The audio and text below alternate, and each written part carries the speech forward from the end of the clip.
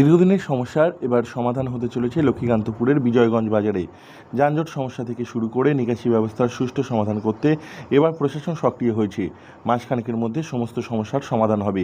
জানা গিয়েছে, মন্দিরবাজার বিধানসভার অন্তর্গত লক্ষ্মীকান্তপুরের বিজয়গঞ্জ বাজারে দিনের পর দিন যানজট সমস্যা বাড়ছিল। সমস্ত জায়গায় বলে কোনো কাজ হয়নি।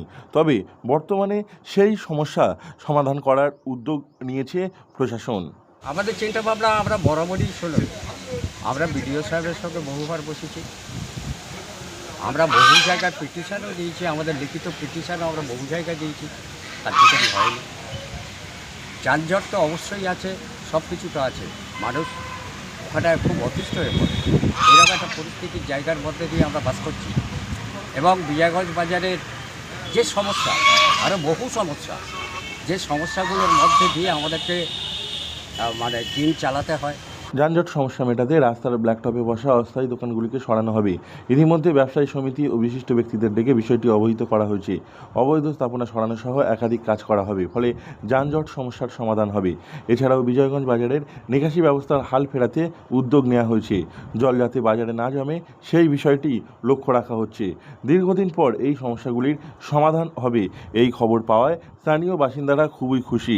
এমন কাজ চলতে থাকুক বলে জানিয়েছেন তাঁরা। বিশেষ করে স্টেশন রোডটা দেখা উচিত এবং হচ্ছে কি এই মন্দিরবাজার রোডে যে ট্রাফিক বুথের পাশে ওখানে হচ্ছে কি পুরো যে ফুটপাথের উপর থেকে হেঁটে যাওয়ার রাস্তাটা পুরো বন্ধ করে রাখা হয়েছে।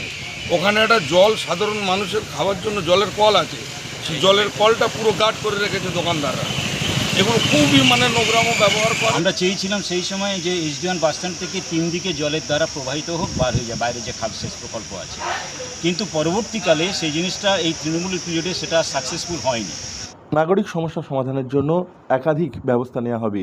লাউডস্পিকার ও ডিজে নিয়ে সাউন্ড সিস্টেম মালিকদের সচেতন করা হয়েছে।